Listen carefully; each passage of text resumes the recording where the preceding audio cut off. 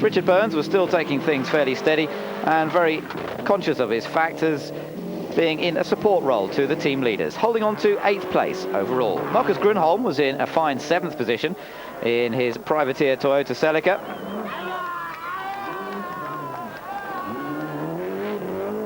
And Bruno Thierry, in the other of the Ford Escort Cosworths, was holding on to 6th place overall. He was driving flat out to maintain that position, and at one case had to straighten his suspension after a little incident against a rock.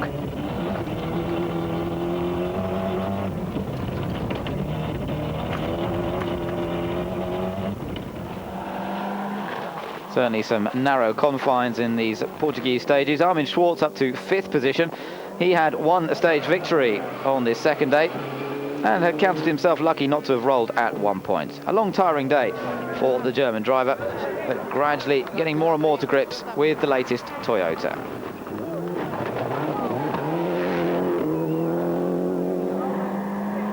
Didier Auriol now in 4th position, trying to fight back after that earlier roll and keeping the pressure on McRae in front.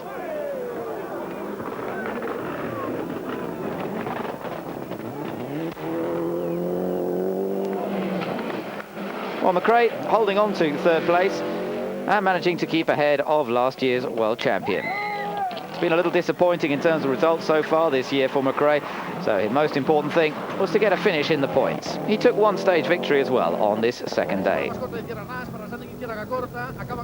Back on board with Carlos Sainz, now in 2nd position, but still close to Juha Kankkunen.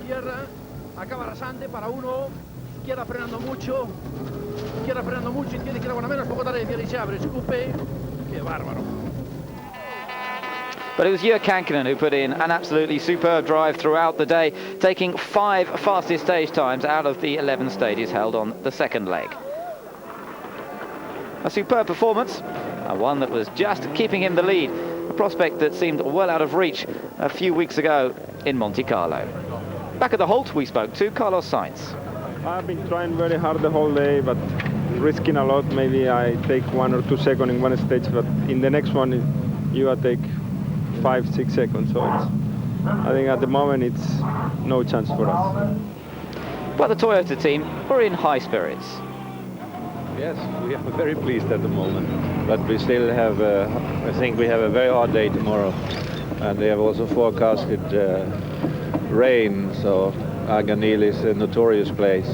You must be pleased with how the day's gone. Yes, I am, because I was 5 seconds behind this morning and now 22 in front, so good day. The Toyotas look very powerful today. Where's the extra power from? I don't know, it's from here maybe.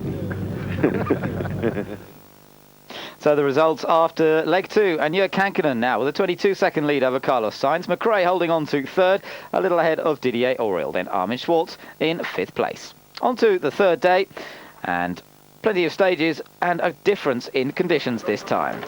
Heavy rain suiting the Subaru and the Pirelli tyre combination more than the Toyota and Michelin's.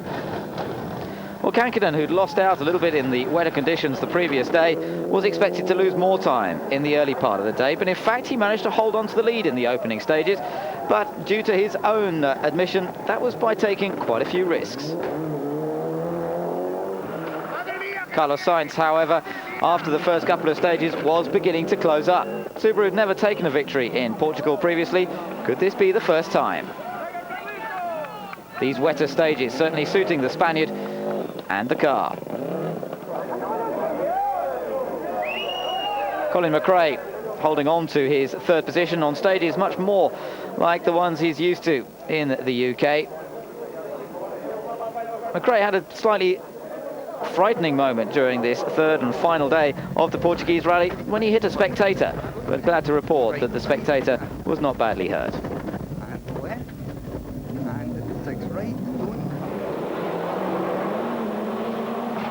Didier Auriol was still having 1 or 2 problems.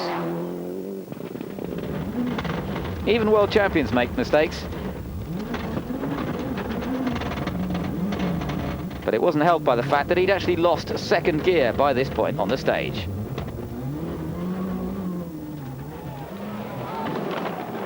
You had a little problem on that on this last section. What happened? Yeah, just little go off. I arrive in braking very slippery, but the problem I have no second gear always for stop the car and for put little power. So I am just in third gear, but no possibility to stop the car, so I just poof. That allowed Armin Schwartz to take over fourth position from his teammate Didier Auriol.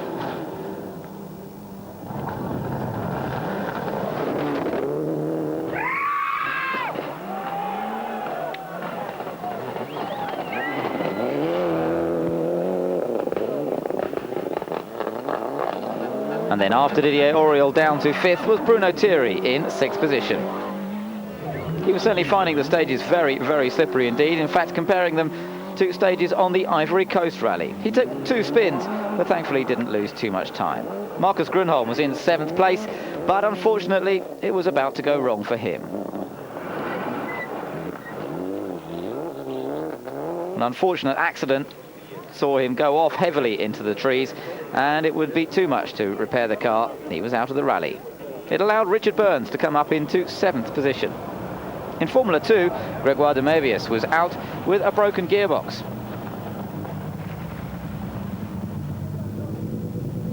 And just when it looked as though that would favour the Opel team, Freddie Loire, the other favourite, went out on the last day as well. So the winner in Formula 2, the surprise, was Per Giorgio Della in his Peugeot 306.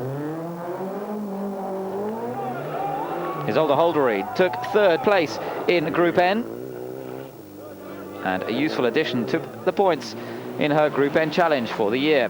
Jorge Ricaldi took 2nd in Group N, and making it a 1-2-3 in that section, the standard showroom section, Rui Madeira took the win.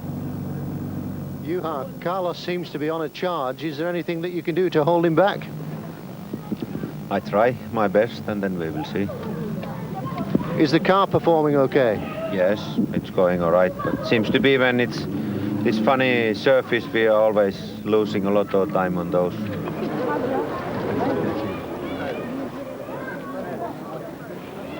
And what of the local hero in Group N? Rui, you must be very pleased the way things have gone on this event so far. Yes, today we have we do a really good race, not so faster than yesterday, but we don't need to go faster, and I hope finish in the first place and the first Portuguese, because it's very important for my sponsors. This is a very good team performance. Yes, of course. The first 3 places in Group N, all for Mitsubishi. Birthday celebrations for Alex Fiorio, celebrating his 30th birthday and still well in the top 10. So the battle now really was on between Jürgen Kankkunen and Carlos Sainz. The final few stages to go, and Kankkunen doing his best to withstand the pressure from the Spaniard. And K left, and long fast right to small crest, and long bad left to crest, and medium left, and long K right, 50, very long medium left, 50, long easy left.